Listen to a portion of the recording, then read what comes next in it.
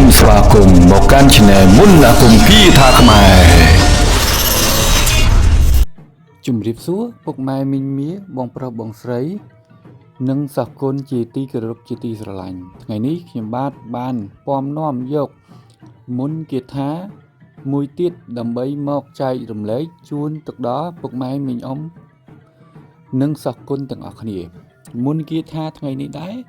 เขียนบ้านយកស្ដេចសារកាលិនថោងញីមកបង្ហាញនិងបង្ហាត់បង្រៀនទៅជូនពុកម៉ែមីងមាបងប្រុសបងស្រីទាំងអស់គ្នាអញ្ចឹងមុននឹងយើងទៅចូលទៅដល់មុនគាថាសូមពុកម៉ែមីងមាបងប្រុសបងស្រីនិងសិស្សគុណទាំងអស់ជួយចុច like ចុច subscribe មកលើ channel ខ្ញុំបាទម្នាក់មួយផងដើម្បីឲ្យខ្ញុំបាទមានកម្លាំងចិត្តធ្វើវីដេអូនិងស្វែងរកមុនគាថាល្អៗដើម្បីមកបង្ហាត់បង្រៀនឬក៏ចែករំលែកជូនទៅដល់ពុកម៉ែមីងមាបងប្រុសបងស្រីបន្ថែមទៀតសម្រាប់អ្នកដែលរៀនមុនគាថាយើងត្រូវតមឬក៏បំណំទៅលើផ្លែស្ពឺផ្លែឃ្លោកសត្វឆ្កែហើយដើរក្រោមស្មាឬក៏ស្នូខោអាវហើយមុនគាថានេះយកទៅប្រើប្រាស់ក្នុងផ្លូវល្អសម្រាប់មុនគាថានេះដែរគឺមានញីឈ្មោះសម្រាប់គាថាឈ្មោះខ្ញុំបានបង្ហាញនិងបង្ហាត់បង្រៀននៅវីដេអូមុនរួចហើយអញ្ចឹងថ្ងៃនេះខ្ញុំយកមុនគាថាញីដើម្បីមកចែករំលែកម្ដងមុននឹងចូលទៅដល់គាថាយើងមកសូត្រអ្នកមោ3ចប់សិនយើងចាប់ផ្ដើមសូត្រទាំងអស់គ្នាអ្នកមោតស្សៈភគវតោអរហតោសម្មាសម្ពុទ្ធស្សៈ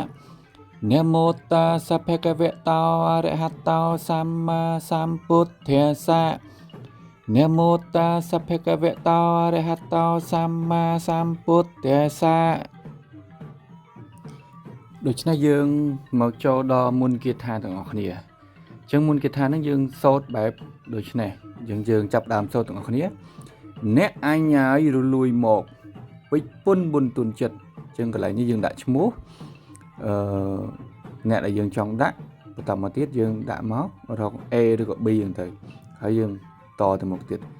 ពុទ្ធៈរកធីយ៉ាងតាមអញទើបអញជាគ្រូហៅនាងស្រកាលិនថោងជាស្ដេចស្នែមុខអញអោមៈក្រៅអទើបអញជាគ្រូហៅនាងស្រកាលិនថោងជាស្ដេចស្នែមុខអញអោមៈក្រៅអ៊ូចឹងខ្ញុំសូត្រម្ដងទៀតអ្នកអញ្ញើយរលួយមកពេជ្រពុនបន្ទុនចិត្តយើងដាក់ឈ្មោះពុទ្ធៈរុត្តរកធីយ៉ាងតាមអញទើបអញជាគ្រូហៅនាងស្រកាលិនថោងជាស្ដេចស្នែមុខអញអោមៈក្រៅអទើបអញជាគ្រូហៅនាងស្រកាលិនថោងជាស្ដេចស្នែមុខអញអោមៈក្រៅអ៊ូ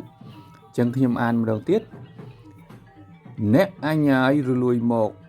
ពេជ្រពុនបន្ទុនចិត្តដាក់ឈ្មោះ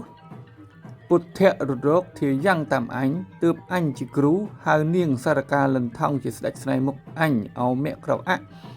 ទើបអញជាគ្រូហៅនាងសារកាលិនថោងជាស្ដេចស្នែមុខអញអោមៈក្រៅអ៊ូចឹងគេថានឹងយើងខ្សែផ្សូតបែបហ្នឹងចឹងពុកម៉ែមីងអ៊ំមីងមៀនិងសិស្សគុណទាំងអស់គ្នាយកទៅហាត់រៀន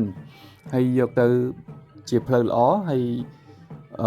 ខ្ញុំបាទនឹងស្វែងរកមុនគាថាល្អដើម្បីមកចែករំលែកជូនពុកម៉ែមីងមៀនិងសិស្សគុណទាំងអស់គ្នាទៀត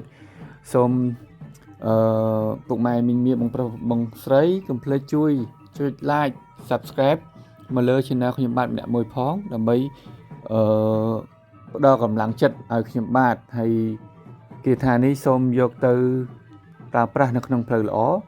ជាចុងក្រោយខ្ញុំបាទសូមអរគុណនិងសូមជម្រាបលា